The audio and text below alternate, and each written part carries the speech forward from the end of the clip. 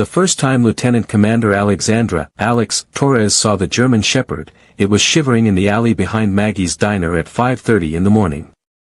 Alex had been working the opening shift at the diner for 3 weeks now, part of her transition back to civilian life after 15 years as a Navy SEAL.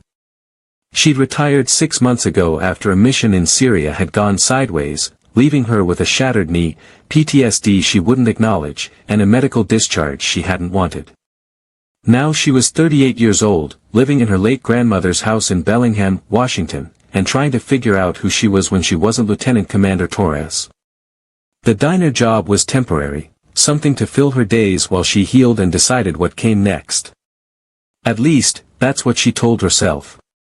The truth was, Alex was lost. She'd been a SEAL since she was 23, one of the first women to make it through the program. The Navy had been her identity, her purpose, her family. Without it, she was just empty. But the German Shepherd in the alley looked even more lost than she felt. It was a beautiful dog, male, probably 3 or 4 years old, with a thick coat that would have been glossy if it weren't matted and dirty. His ribs showed through his fur. His eyes were wary but intelligent. And despite being clearly hungry, he didn't approach when Alex came out with the trash. "Hey there, buddy," Alex said softly, crouching down despite the protest from her rebuilt knee. "You look hungry." The dog's ears pricked forward at her voice, but he didn't move. Alex went back inside and grabbed a burger patty from the kitchen, one that had been slightly overcooked and was destined for the trash. She brought it out and placed it on the ground about 10 feet from the dog, then backed away. The dog watched her carefully. When she was far enough away, he crept forward and devoured the patty in 3 quick bites. Then he looked at her with what Alex could have sworn was gratitude before disappearing into the pre-dawn darkness. "Making friends?" Maggie called from the kitchen door. She was 65, had owned the diner for 40 years, and had the kind of warm, no-nonsense personality that made her beloved by everyone in town. "Just a stray," Alex said, coming back inside. "Looked hungry." "That dog's been hanging around for about a month," Maggie said. "Animal control's been trying to catch him, but he's too smart. Someone said he might have been abandoned by a family that moved away." Alex felt anger flare in her chest. She'd seen too much cruelty in her military career, human cruelty, mostly, but animal cruelty hit her just as hard. What kind of person abandoned a dog? The next morning, Alex brought 2 burger patties. The German Shepherd was waiting in the same spot in the alley. When he saw her, his tail gave one tentative wag. "Back again, huh?" Alex said, placing the patties down. "I'm going to call you Sergeant. You've got that military bearing about you." The dog, Sergeant, ate more slowly this time, watching Alex the whole time. When he finished, he took 3 steps closer to her before stopping, as if testing whether she'd hurt him. "I'm not going to hurt you," Alex said gently. "I'm one of the good guys." Over the next 2 weeks, Alex established a routine. Every morning at 5:30, she'd bring Sergeant food, burger patties, bacon, leftover steak, whatever she could scrounge from the diner. Maggie pretended not to notice the waste, but made sure there was always something extra. Gradually, Sergeant began to trust her. He'd come closer each day, until finally, on the 15th morning, he let Alex touch him.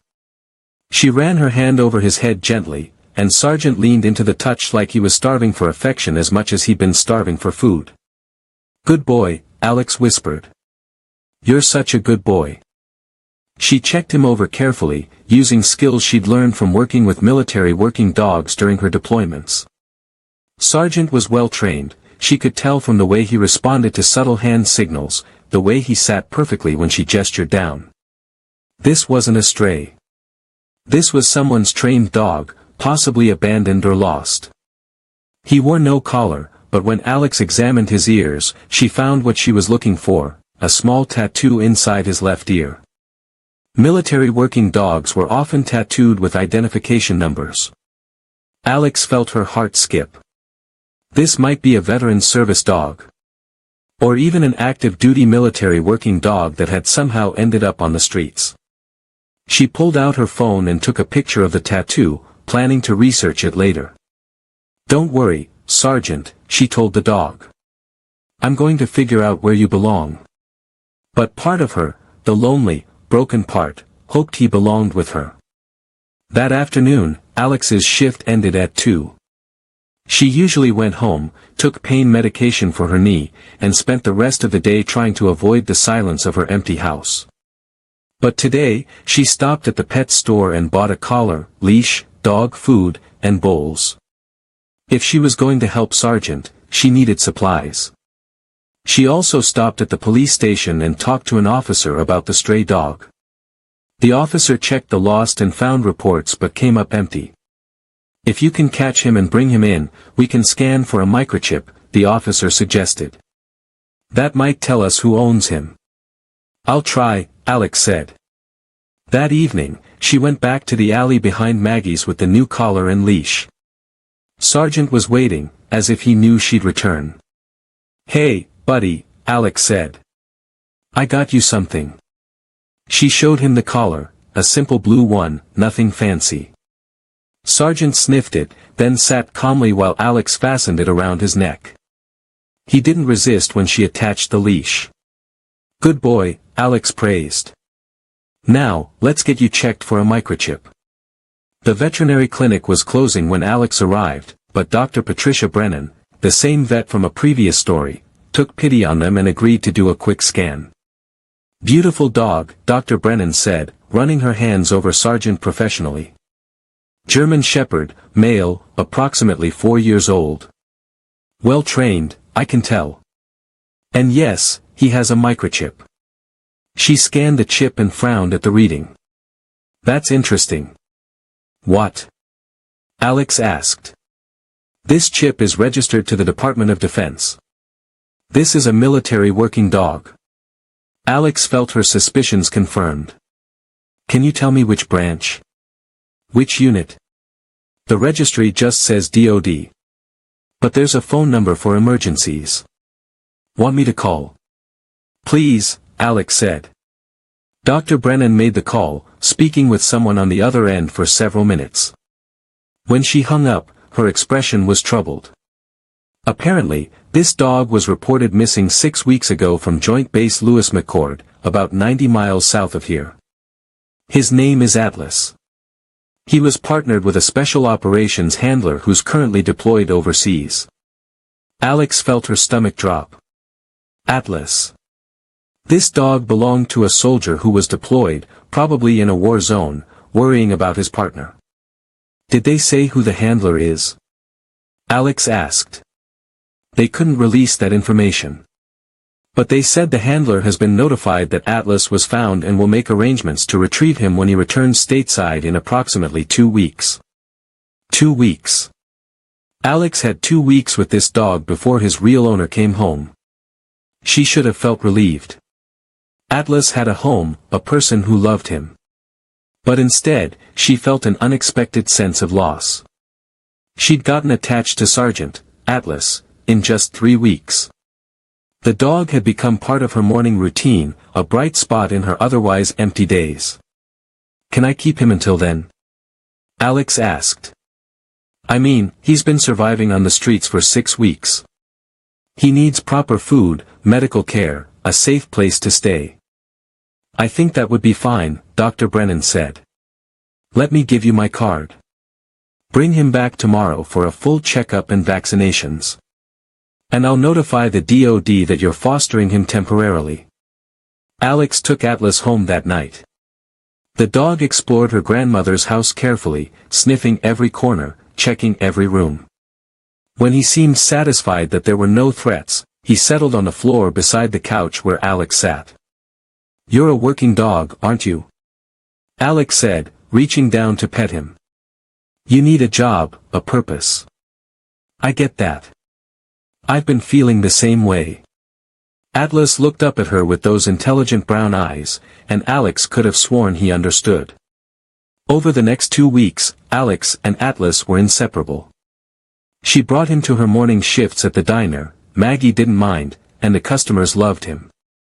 She took him on long walks through the trails near her house, pushing through the pain in her knee because Atlas needed exercise and she needed the physical challenge.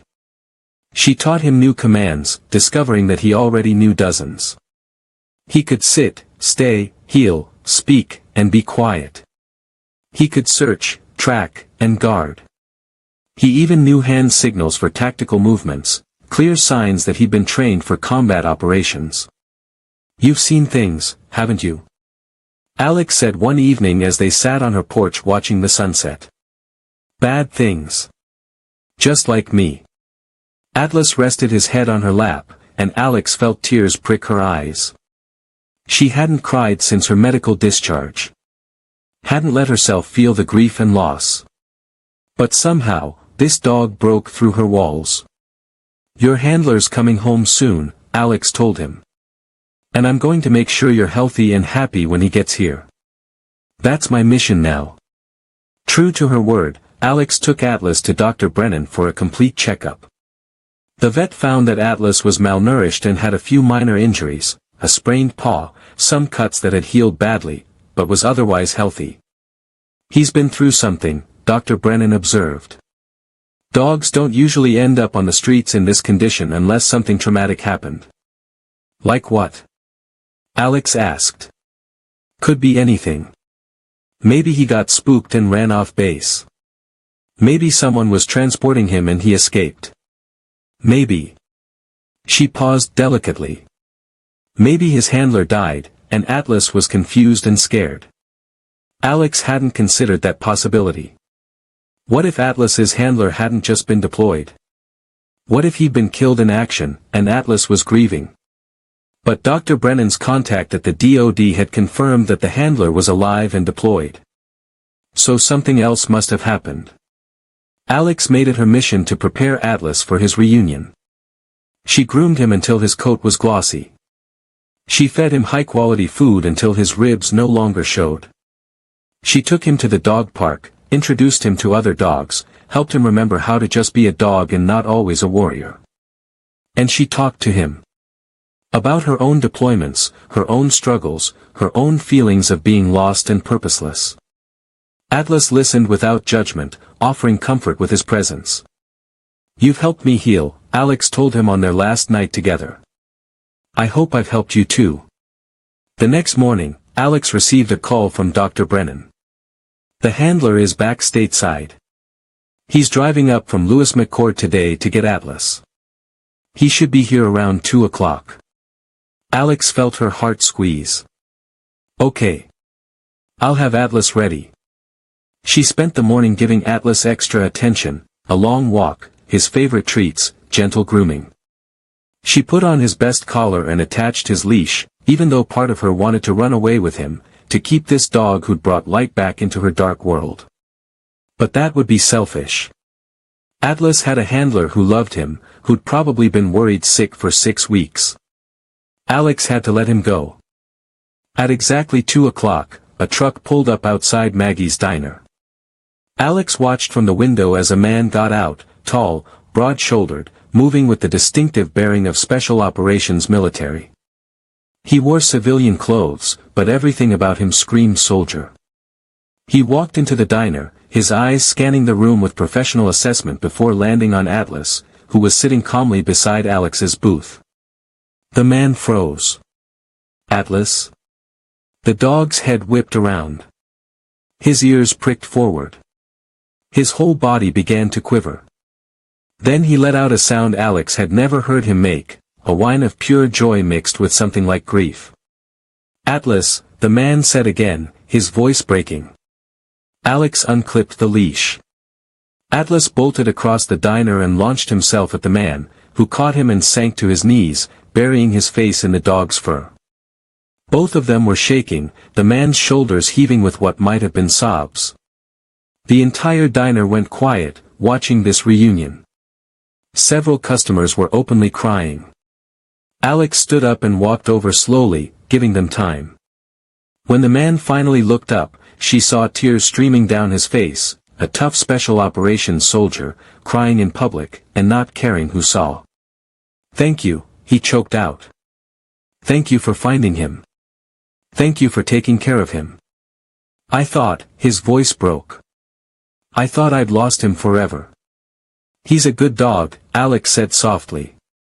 "The best." The man stood, keeping one hand on Atlas's head. "I'm Captain Ethan Rodriguez. Atlas he's my partner. My best friend. When he went missing, He couldn't finish. I'm Alex Torres," she said. "Former Navy. I found him in the alley, hungry and scared. I've been fostering him for 2 weeks." Ethan's eyes widened. "Torres? Lieutenant Commander Alexandra Torres?" Now it was Alex's turn to be surprised. "You know me?" "Know you?"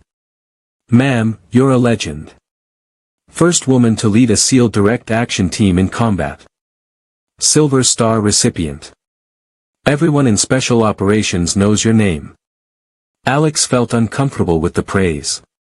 "That was a long time ago." "Not that long," Ethan said.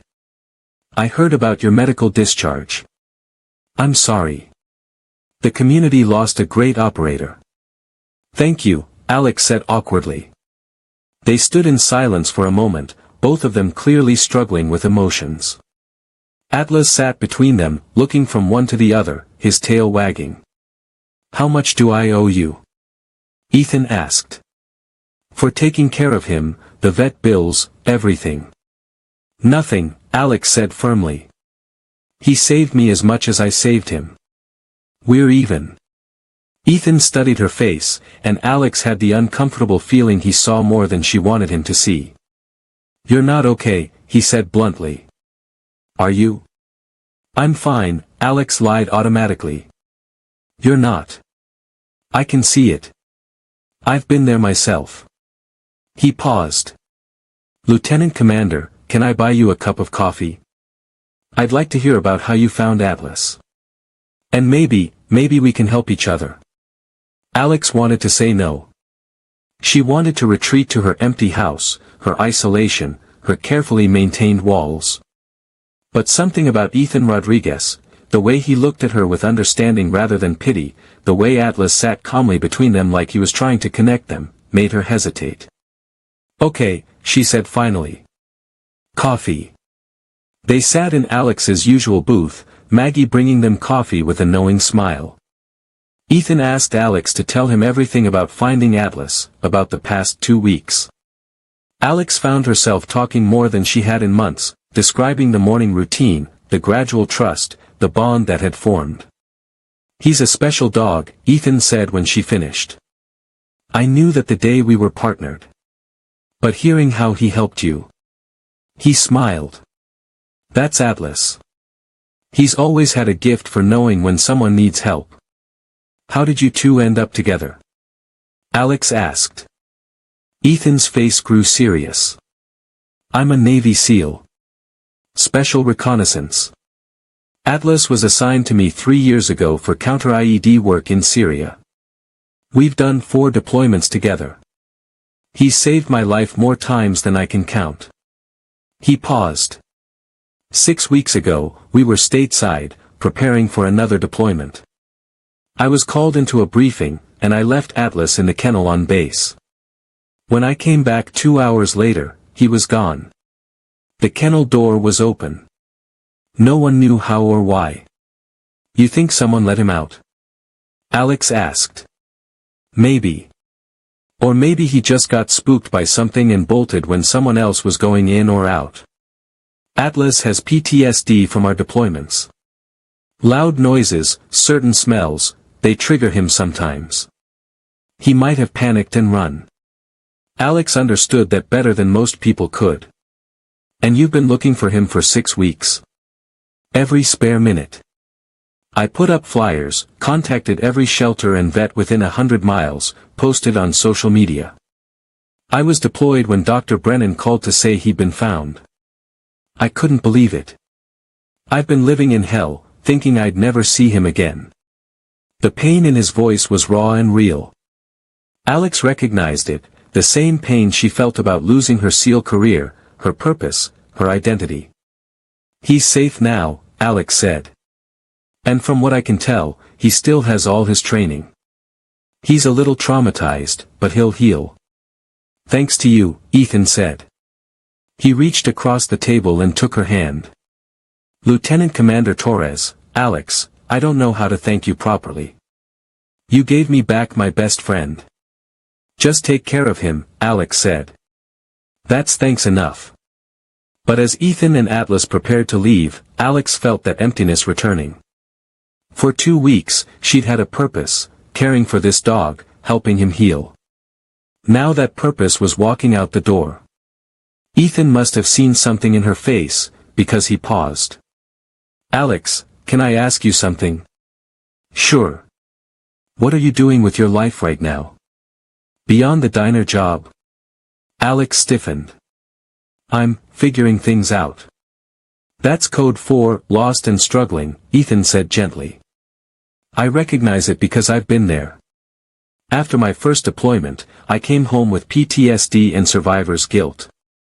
I didn't know how to be a regular person anymore. I was drowning. What helped? Alex asked despite herself. Purpose. Finding a new mission. And he gestured to Atlas. A partner who understood what I'd been through. He pulled out a business card and handed it to her. I run a program, Valor K9 Rescue. We rescue retired military working dogs and match them with veterans who need them. We also train service dogs for veterans with PTSD, physical disabilities, all of it. It's a non-profit, funded by grants and donations. Alex looked at the card. And you want me to? I want you to come work with me. We need people who understand both dogs and military trauma. People who've been there.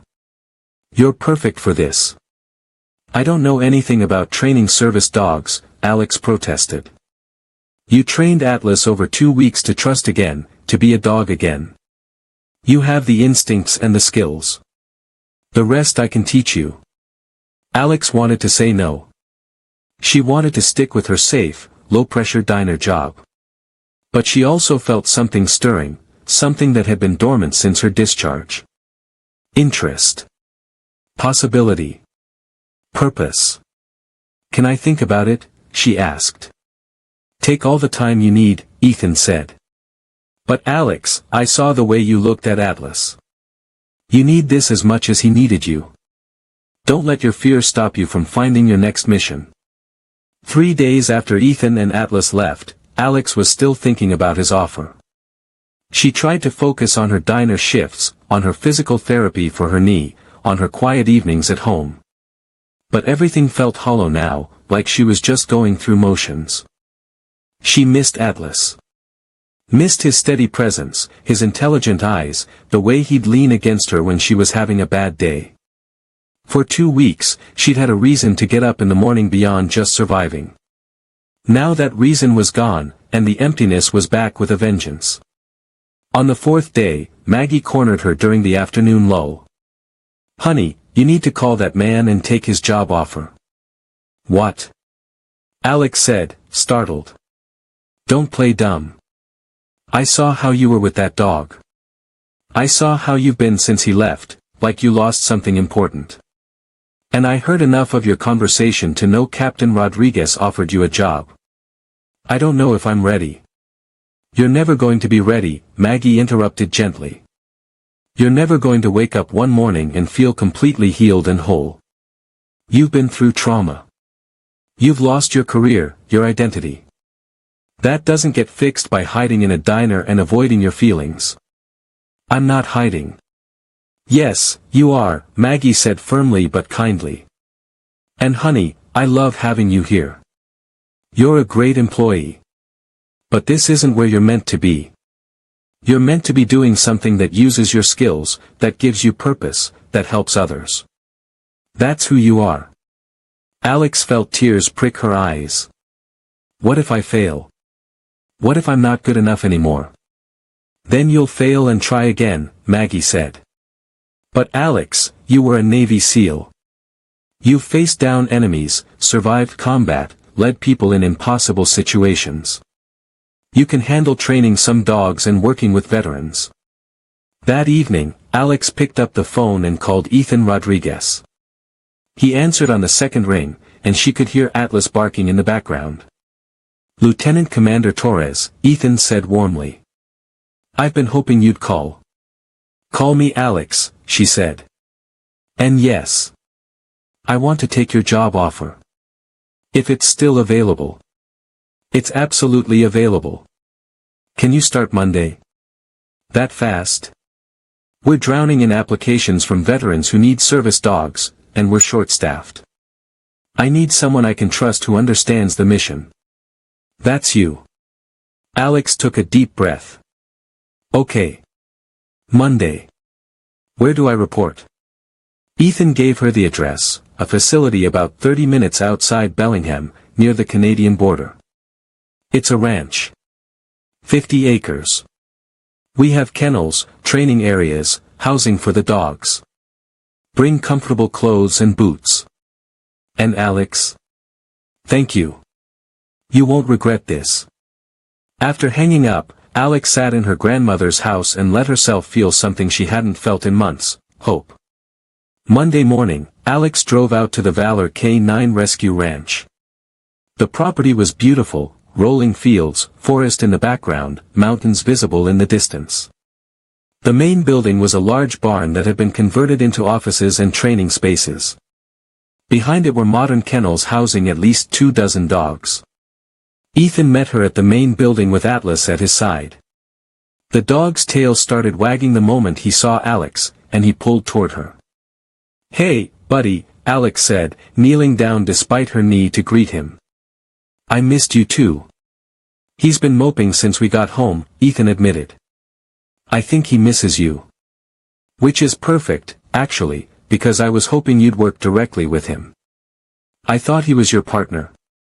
Alex said, confused. He is.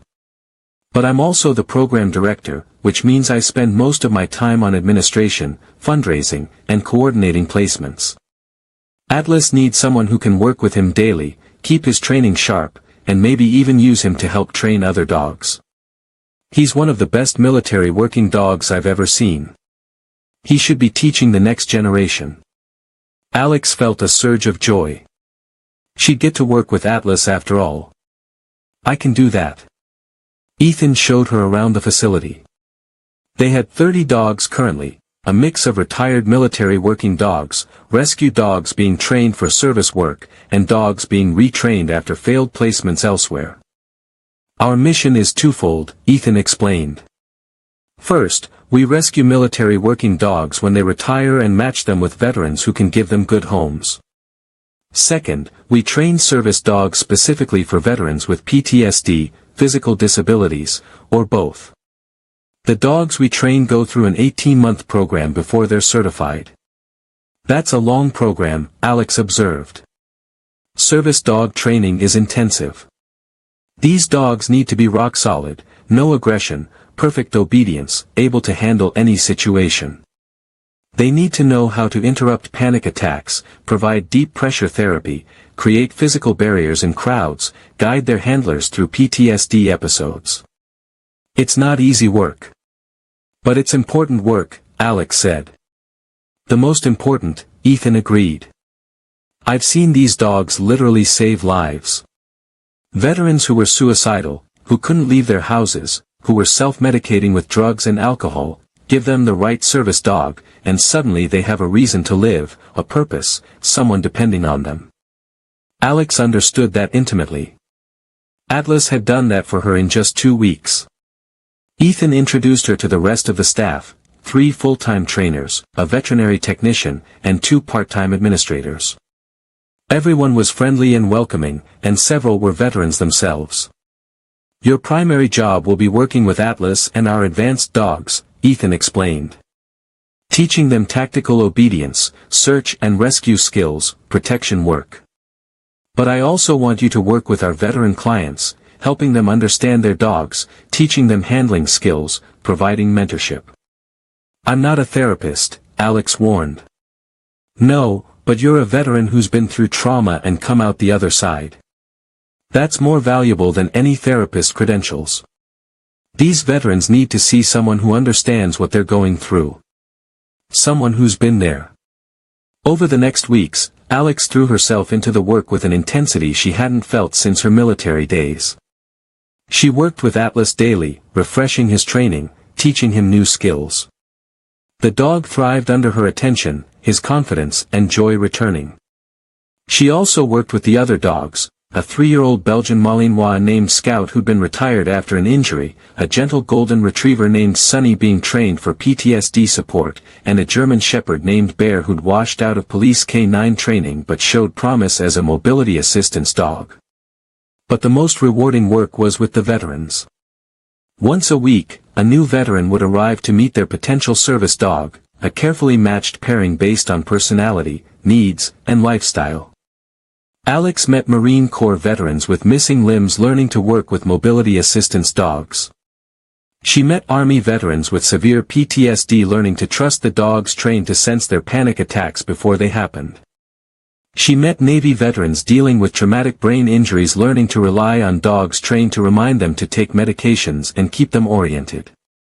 And she understood every single one of them. She'd been where they were, lost, broken, struggling to find purpose after the military. Watching them bond with their dogs, watching them start to heal, gave Alex something she desperately needed, proof that recovery was possible. 3 months into the job, Ethan pulled Alex aside after a training session. "You're incredible at this. The veterans respond to you in ways they don't respond to the other trainers. You've got a gift." "I just understand them," Alex said. "It's more than that. You give them hope. You're proof that you can survive trauma and build a new life." Alex shifted uncomfortably. "My life isn't that together. I still have bad days. I still struggle with my knee. I still wake up from nightmares." "I know," Ethan said. "I see it. But you're fighting. You're moving forward. That's what matters." He paused. "There's something I want to talk to you about. A new program I'm hoping to start. But it's complicated." "What kind of program?" "Training service dogs specifically for female veterans with military sexual trauma." Alex went very still. Military sexual trauma, MST, was an epidemic in the armed forces. Studies showed that 1 in 4 women who served experienced sexual assault or harassment. Alex knew the statistics. She knew women who'd gone through it. She'd gone through it herself. "Why specifically for MST survivors?" Alex asked carefully. "Because their needs are different," Ethan explained. "Traditional PTSD service dogs are trained to sense panic attacks, provide comfort, create space in crowds. But MST survivors often need dogs trained for hypervigilance, checking rooms before their handler enters, positioning themselves between their handler and potential threats, sensing specific triggers like certain cologne or male voices." "That's very specific," Alex said. "I know. And it requires someone who really understands MST to design and implement the training program." "Someone who?" Ethan trailed off, looking at Alex meaningfully. "Someone who's survived it," Alex finished quietly. "I'm not asking you to disclose anything you're not comfortable with," Ethan said quickly. "But Alex, I've seen how you work with our female veteran clients. The way you understand their fear in ways the male trainers don't. The way you instinctively position yourself between them and potential threats. The way you check rooms before entering. These aren't just SEAL tactics. These are survival mechanisms from trauma." Alex felt exposed, vulnerable. She'd never told anyone at the facility about the assault during her 3rd deployment.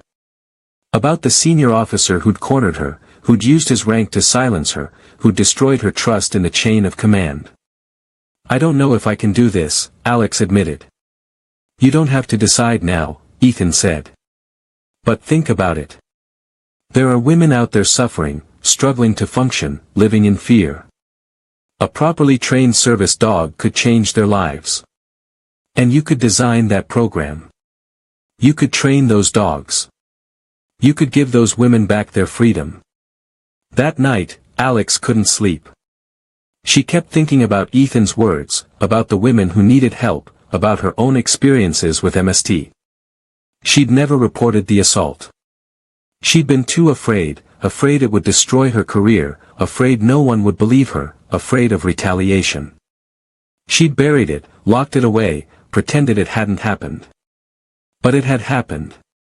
And it had shaped her, damaged her, made her into someone who struggled with trust and intimacy and vulnerability. What if she could help other women avoid that? What if she could give them tools, four-legged, loyal, unwavering tools, to help them heal? The next morning, Alex found Ethan in his office. "I'll do it," she said. "I'll design the MST service dog program." Ethan looked up, relief and respect on his face. "Thank you. This is going to help so many women." "I have conditions," Alex said. "I design the training program my way. I choose which dogs are suitable. And I work directly with the veteran clients, no male trainers involved unless the veteran specifically requests it." "Done," Ethan agreed immediately. Over the next months, Alex threw herself into designing the program. She researched existing PTSD service dog training, consulted with therapists who specialized in MST, and drew on her own experiences to identify specific needs. The dogs she selected for the program needed specific traits: calm temperament, natural protective instincts without aggression, strong bonding capacity, and high intelligence. She chose 3 dogs to start: a female German Shepherd named Luna, a male Golden Retriever named Cooper, and a female Belgian Malinois named Stella.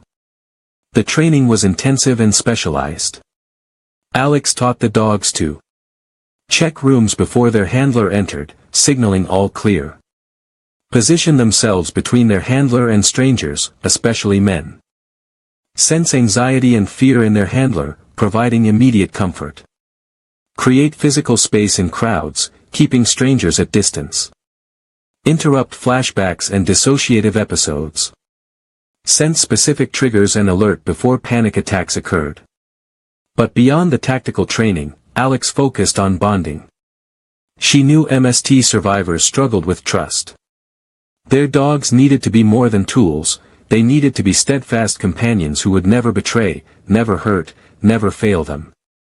The first veteran matched with an MST service dog was a Marine Corps veteran named Jennifer Hayes. She was 32, had served in Iraq, and had been sexually assaulted by her commanding officer. She'd left the military with a medical discharge for PTSD and hadn't been able to hold a job or maintain relationships since. "I can't trust anyone," Jennifer told Alex during their first meeting. "Especially men. I can't go into crowded places. I can barely leave my apartment.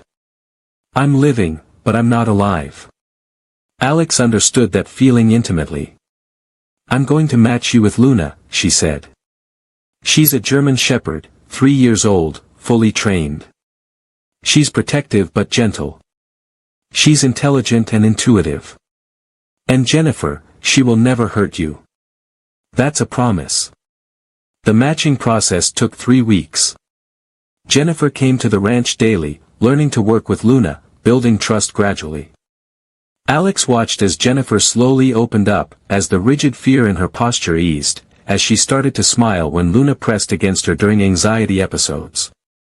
"She knows when I'm scared before I know it," Jennifer said one day, wonder in her voice.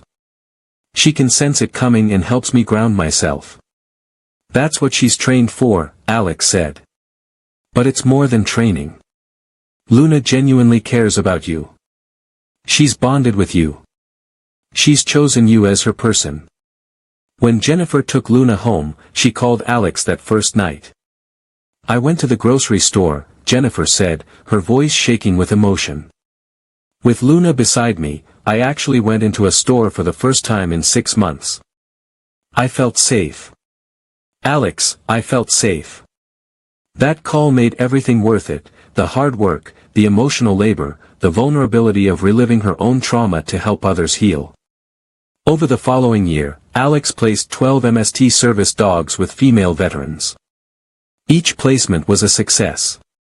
Each veteran reported improved quality of life, reduced PTSD symptoms, and renewed ability to engage with the world. The program gained national attention.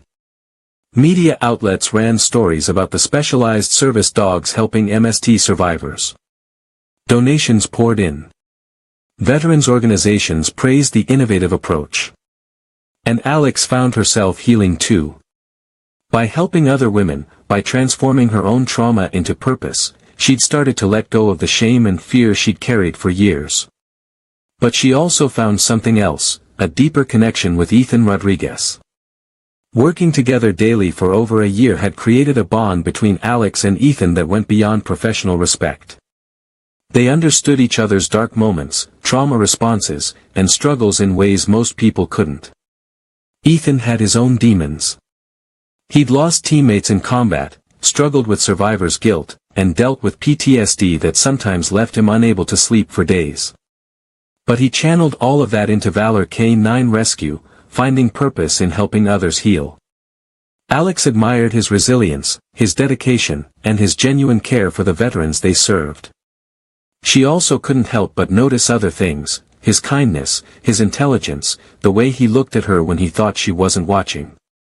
But getting involved with a coworker, especially when both of them were dealing with trauma, seemed like a terrible idea. That's what Alex kept telling herself, anyway. The shift happened on a Tuesday evening in late autumn. Alex was working late, training Luna's successor, a young German shepherd named Nova, in night operations.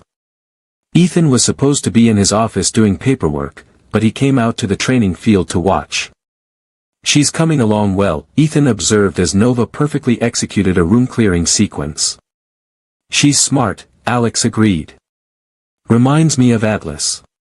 "Speaking of Atlas," Ethan said, "he's been acting strange lately.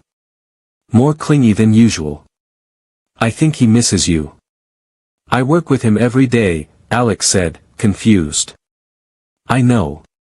But he doesn't live with you anymore. He remembers those 2 weeks when you fostered him. I think he wants that again." Alex felt a pang. She missed having Atlas in her home too. The house had felt empty again after he left. "Maybe you should bring him over sometimes," Alex suggested. "For training sessions. Or just to visit. Or maybe," Ethan said carefully, "you should move onto the property. We have housing available, a small cabin near the kennels. It's empty right now.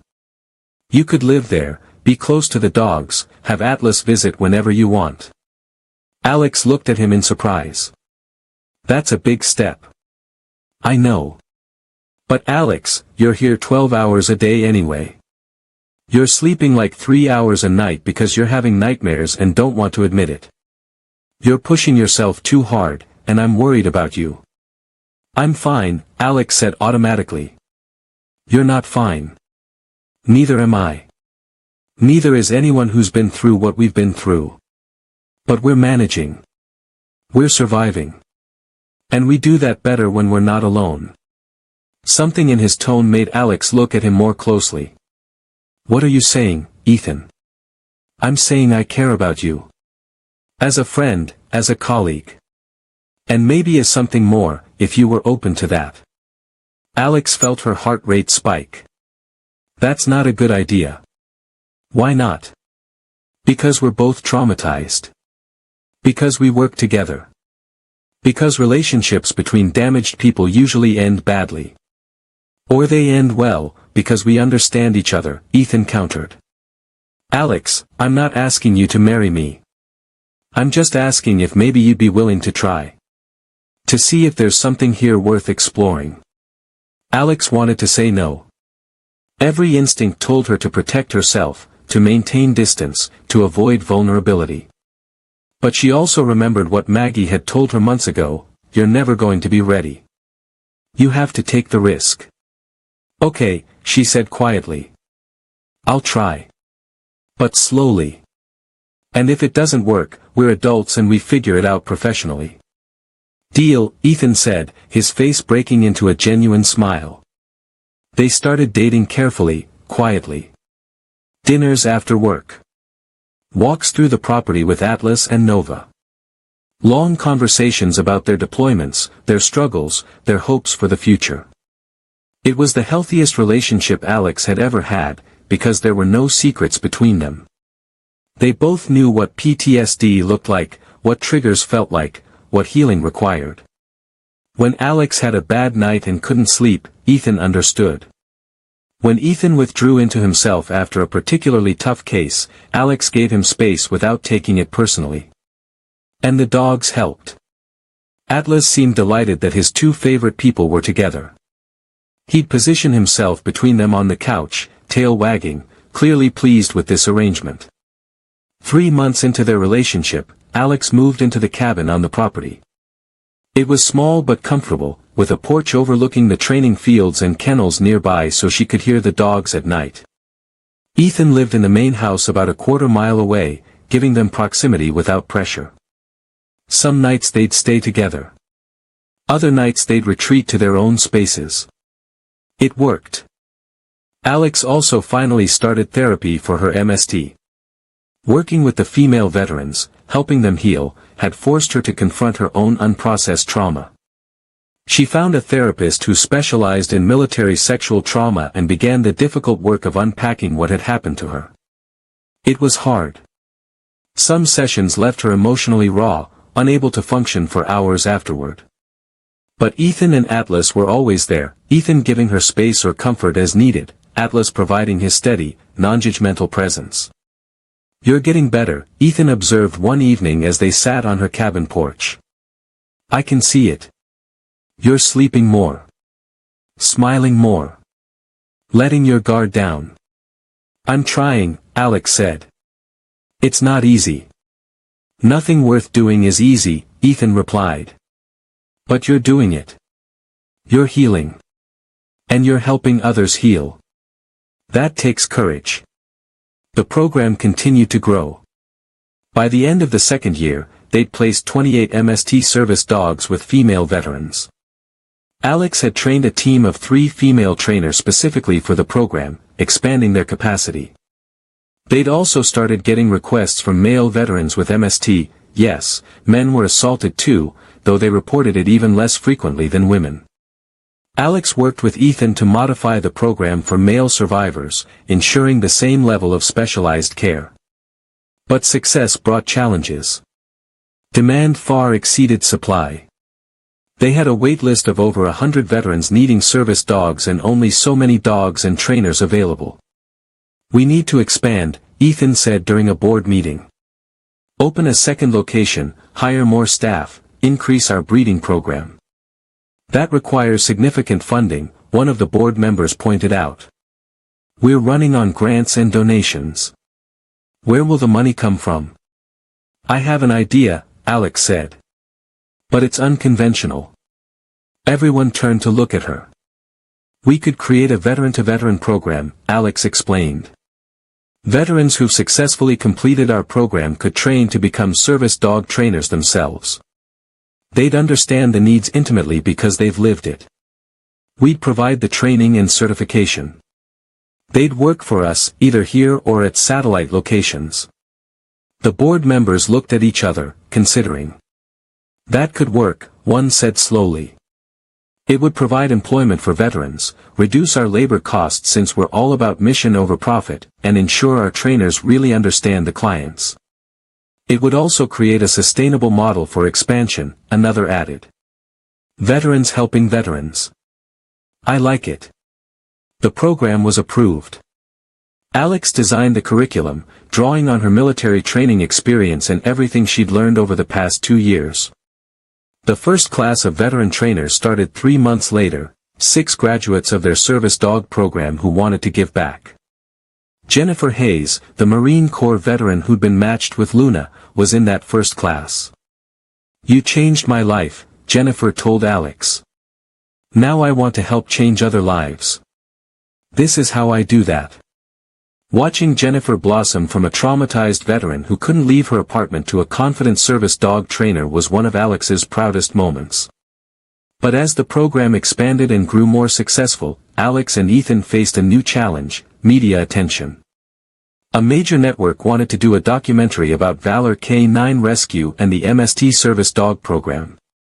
This could bring in massive donations, Ethan argued. Raise awareness. Help even more veterans. It would also mean exposing our clients' trauma, Alex countered. Putting their stories on national television. Some of them aren't ready for that. They compromised. They'd participate in the documentary, but only veterans who explicitly consented would be featured. Their identities could be protected if they wished. The focus would be on the dogs and the program, not on exploitation of trauma. The documentary aired 6 months later. Response was overwhelming. Donations flooded in. Veterans from across the country reached out, desperate for help. Politicians contacted them about expanding the program nationally. But the attention also brought something unexpected. Alex's story went public. Someone who'd served with her recognized her in the documentary and posted on social media. That's Lieutenant Commander Alexandra Torres. First female SEAL team leader. Silver Star recipient. She's a legend. Suddenly, Alex's past was everywhere. Military websites ran stories. News outlets wanted interviews. People wanted to know why a decorated SEAL was training service dogs instead of still serving. Alex tried to avoid the attention, but it was impossible.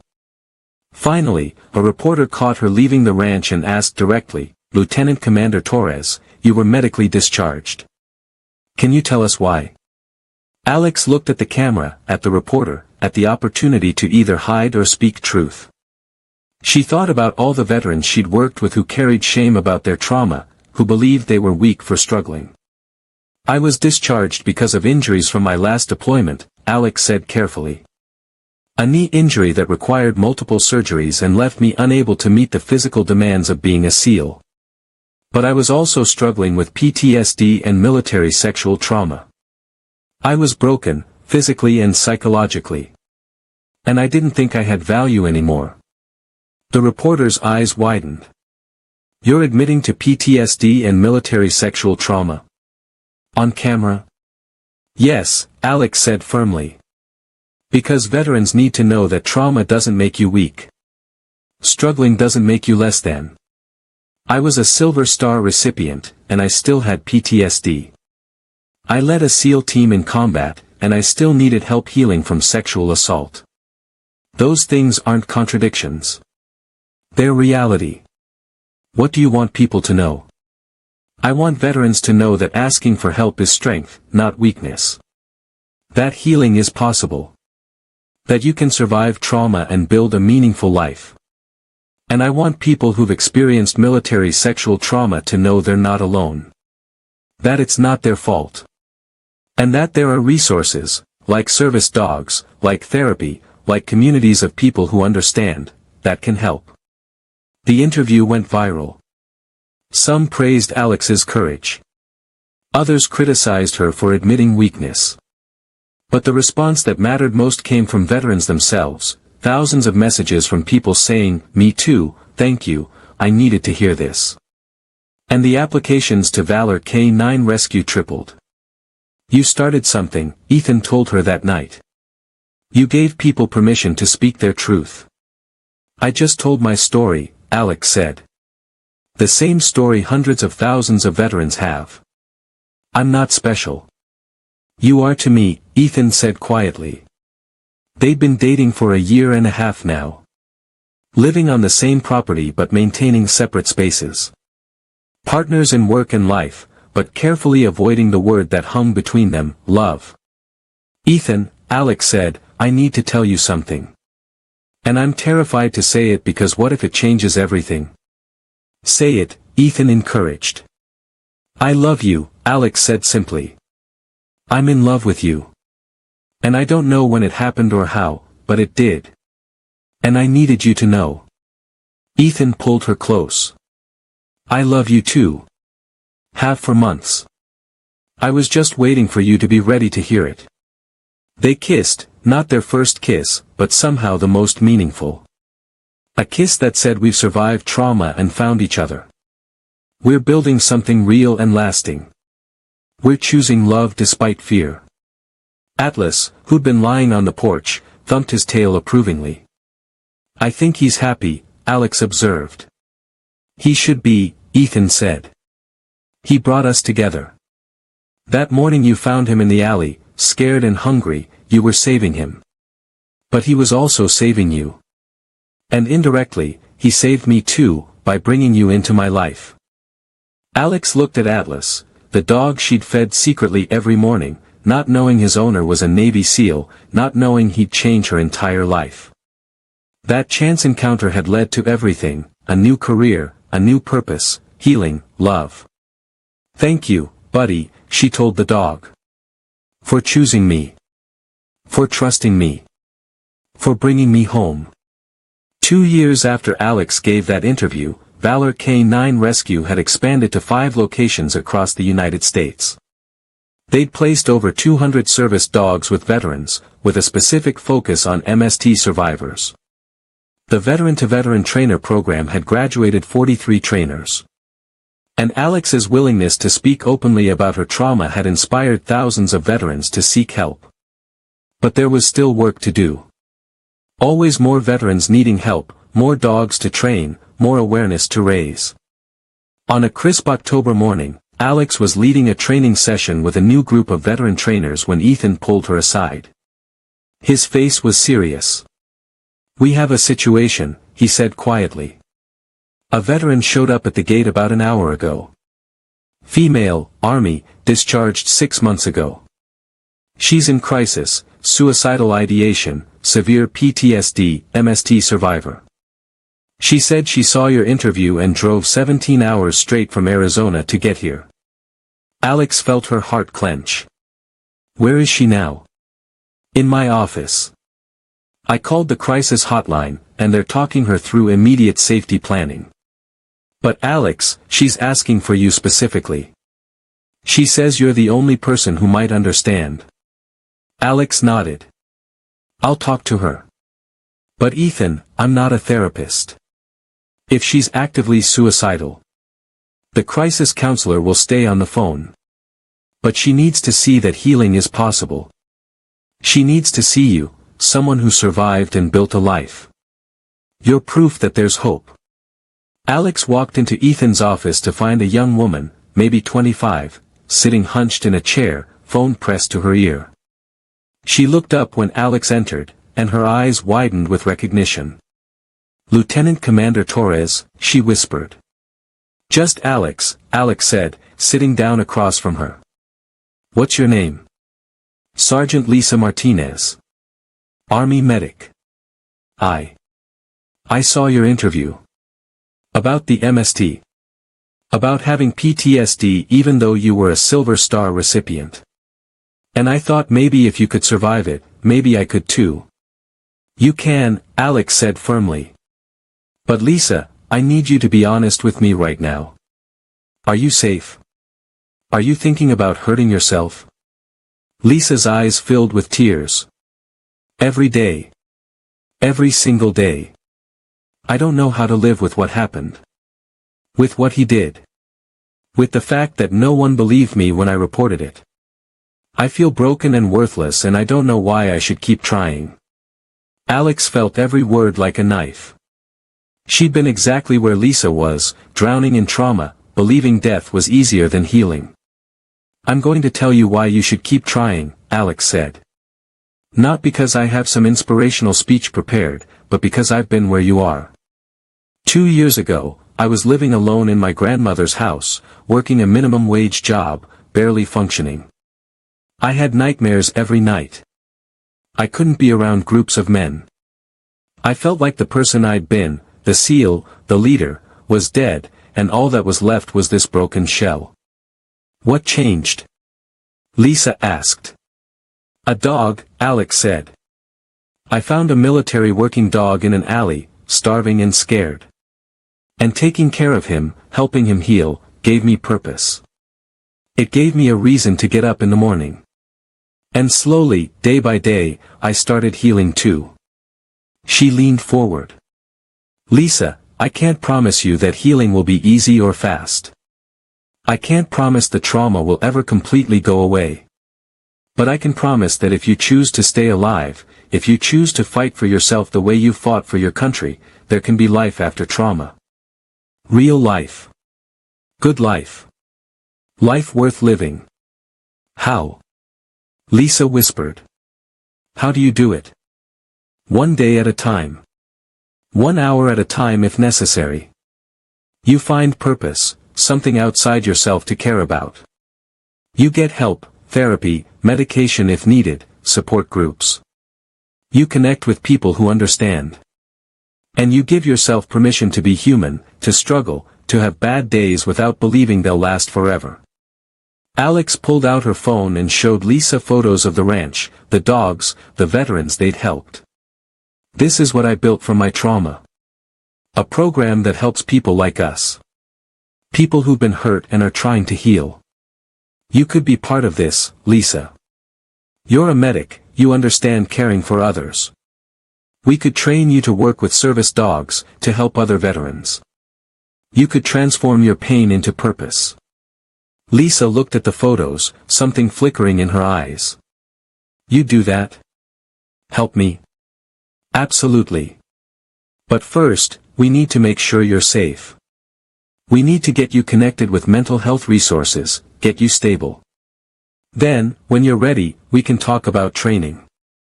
About finding your purpose. About building a life worth living. Lisa nodded slowly. Okay. Okay, I'll try. I don't know if I can do it, but I'll try. That's all I ask, Alex said. Just try. Just stay alive one more day. And then another. And eventually, you'll look up and realize you've built something. Lisa stayed at a nearby crisis stabilization facility for 3 days, getting intensive mental health support. Alex visited daily, bringing updates about the program, photos of the dogs, proof that healing was possible. On the 4th day, Lisa was cleared to leave the facility with a solid safety plan and regular therapy appointments. She came to the ranch, and Alex introduced her to the dogs. This is Nova, Alex said, bringing out the young German shepherd. She's being trained for MST survivors. She's intuitive, protective, and gentle. Want to meet her? Lisa knelt down, and Nova approached carefully, sensing Lisa's fragility. The dog nosed Lisa's hand, then pressed against her side. Lisa wrapped her arms around Nova and sobbed, deep, wrenching sobs that seemed to come from her soul. Alex knelt beside them, one hand on Lisa's shoulder, letting her cry. This was part of healing, letting out the pain that had been locked inside. After several minutes, Lisa pulled back, wiping her eyes. Sorry. I don't know what happened. I just... Don't apologize, Alex said. You're safe here. You can feel whatever you need to feel. Over the next months, Lisa slowly stabilized. She attended therapy religiously, took prescribed medication, and spent hours at the ranch working with the dogs. She enrolled in the veteran-to-veteran trainer program, discovering she had a natural gift for working with traumatized animals. They're like me, Lisa observed one day. Hurt and scared but still capable of trust. Still capable of love. If they can heal, maybe I can too. You already are, Alex pointed out. Look at how far you've come in 3 months. Lisa had indeed come far. She was sleeping better, smiling occasionally, making plans for the future. She'd moved into temporary housing near the ranch and was talking about maybe, eventually, getting her own service dog. But the most remarkable moment came 6 months after Lisa arrived. Alex was training with Atlas. The dog was now 6 years old but still sharp and capable, when Lisa approached. Alex, can I tell you something? Of course. I haven't had suicidal thoughts in over a month. That's the longest stretch since the assault. And I realize today that I actually want to live. Not just I'm not actively suicidal, but genuinely want to be alive. Want to see what comes next. Alex felt tears prick her eyes. Lisa, that's huge. That's everything. It's because of you, Lisa said. Because you showed me it was possible. Because you didn't give up on me. Because you gave me purpose. You did the work, Alex corrected. I just pointed you in the right direction. You chose to heal. You chose to fight. That's all you. They stood together, watching the dogs play in the training yard, two survivors who'd found their way back from the edge. That evening, Alex and Ethan sat on the porch of her cabin, Atlas sprawled between them. They'd been engaged for 6 months now, a quiet proposal during a sunrise hike, a simple ring, a promise to build a life together. I've been thinking, Ethan said, about expanding the program even more. Maybe franchising the model, helping other organizations replicate what we're doing. That could help thousands of veterans, Alex agreed. But it would also mean letting go of some control, trusting others to maintain our standards. I know. But Alex, we've proven the model works. And there are so many veterans out there who need help. We can't reach them all ourselves. Then we teach others to reach them, Alex said. We create a network. A movement. We make this bigger than just us. Exactly, Ethan said. He paused. I'm proud of you. Of what you've built. Of how you've transformed your trauma into this amazing program that's saving lives. I couldn't have done it without you, Alex said. Without Atlas. Without this community. It's never just one person. It's all of us, together. They sat in comfortable silence, watching the sun set over the mountains. In the kennels, 30 dogs settled down for the night, some retired military working dogs enjoying peaceful retirement, some in training to become service dogs, all of them safe and loved. Atlas raised his head, looking at Alex with those intelligent brown eyes. She scratched behind his ears. You know, Alex said, when I found you in that alley 3 years ago, I thought I was saving you. I thought I was just helping a hungry, scared dog. And? Ethan prompted. And I was wrong. You were saving me. You gave me purpose when I had none.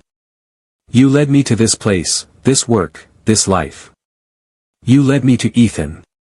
Everything good that's happened since that morning started with you. Dogs have a way of doing that, Ethan observed. Finding the people who need them most. Atlas needed you to help him when he was lost. But you needed him just as much. Alex thought about the journey she'd been on, from decorated SEAL to medically discharged veteran struggling to survive, from waitress feeding a stray dog to director of a program helping hundreds of veterans heal. From someone who couldn't imagine a future to someone planning a wedding and a lifetime with a man she loved. It's funny, she said. I spent 15 years as a SEAL thinking that was my purpose. Thinking that was who I was supposed to be. And then I lost that, and I thought I'd lost everything. But you found something better, Ethan said. I found something different, Alex corrected. Not better or worse. Just different. I was a warrior fighting external enemies. Now I'm a warrior fighting internal ones, trauma, PTSD, despair. The battlefield changed, but the mission didn't. I'm still protecting people. Still serving. Just in a different way. A howl rose from the kennels, one of the younger dogs, probably missing their handler who'd just left after a training session. Atlas's ears pricked up, and he answered with his own, softer howl. Then other dogs joined in, creating a chorus of voices in the twilight. They're singing, Alex observed, smiling. Or praying, Ethan suggested. In their own way. Thanking the universe for this place, for each other, for the people who care for them. That's beautiful, Alex said. So are you, Ethan replied, pulling her close. And I can't wait to marry you. Can't wait to spend the rest of my life building this dream with you. 3 months later, they were married on the ranch, surrounded by dogs, veterans, and friends. Lisa was there, healthy and thriving, working full-time as a trainer. Jennifer Hayes, the first MST service dog recipient, was there with Luna. Dozens of veterans who'd gone through the program attended, many bringing their service dogs. Maggie came from the diner, crying happy tears and hugging Alex tight. "I told you that you weren't meant to hide in a diner," she whispered. "Look what you built instead." The ceremony was simple and meaningful. Alex and Ethan exchanged vows they'd written themselves, promising to support each other through bad days and good, through trauma recovery and life building, through everything the future might bring. And Atlas, now officially retired from all work except being beloved, carried the rings on a pillow attached to his vest. When he reached the altar, he sat perfectly, tail wagging, as if to say, "I brought these two together. This is my doing." After the ceremony, as the reception continued, Alex found a quiet moment alone with Atlas. She knelt down, her rebuilt knee much stronger now after years of physical therapy and use, and wrapped her arms around the dog who'd changed her life. "Thank you," she whispered. "For trusting me that first morning. For letting me feed you, even though you were scared and wary. For being exactly what I needed when I needed it most. I was so lost, buddy. And you found me." Atlas licked her face, his way of saying, "You found me too. We saved each other." And that was the truth, Alex realized. Healing wasn't a one-way street where the strong helped the weak. It was a circle, people helping dogs, dogs helping people, survivors helping each other, everyone lifting everyone else up. She'd secretly fed a German Shepherd every morning, unaware its owner was a Navy SEAL who'd come back for him. But that simple act of kindness, feeding a hungry dog, had set in motion a chain of events that saved not just Atlas, not just Alex, but hundreds of veterans who'd found hope and healing through the program they'd built. 10 years later, Valor K9 Rescue had expanded to 20 locations nationwide. They'd placed over 1,500 service dogs with veterans. The MST-specific program had become the gold standard, copied by organizations across the country. And the veteran-to-veteran trainer program had created jobs for over 200 veterans. Alex and Ethan had 2 children now, a daughter and a son, who grew up surrounded by dogs and veterans, learning from the youngest age that service, compassion, and resilience were the highest values. Atlas lived to be 13, a long life for a German Shepherd, especially one who'd been through combat and trauma. When he finally passed peacefully in his sleep, surrounded by his family, Alex grieved deeply. But she also celebrated the incredible legacy he'd left. "He saved so many lives," she told her children at his memorial service. "Not just mine and your father's, but every veteran we've helped, every person they've touched. Atlas started something that will outlive him, that will keep growing and helping people long after we're all gone." They buried Atlas on the ranch, under a tree where he used to nap in the shade. His grave marker read simply, Atlas. Military working dog. Hero. Friend. The dog who started a movement. And every morning, just after dawn, Alex would walk out to that tree with her coffee and sit for a few minutes, remembering the dog who'd saved her life by letting her save his. Remembering the morning she'd found him shivering in an alley and made the choice to help instead of walking past. One small act of kindness. One hungry dog. One lost veteran. From those humble beginnings, an entire movement had grown, a movement that proved trauma could be transformed into purpose, that healing was possible, that love and service could conquer even the deepest wounds. The Waitress had secretly fed a German Shepherd every morning, unaware its owner was a Navy SEAL. But that SEAL had given her something more valuable than thanks. He'd given her purpose, love, and a new mission that would define the rest of her life. And she'd given him, and hundreds of veterans like him, the same thing, hope, healing, and proof that the best chapters of life can come after trauma, not despite it but because of it. That was Atlas's legacy. That was their legacy. And it would continue, one veteran at a time, one dog at a time, for generations to come.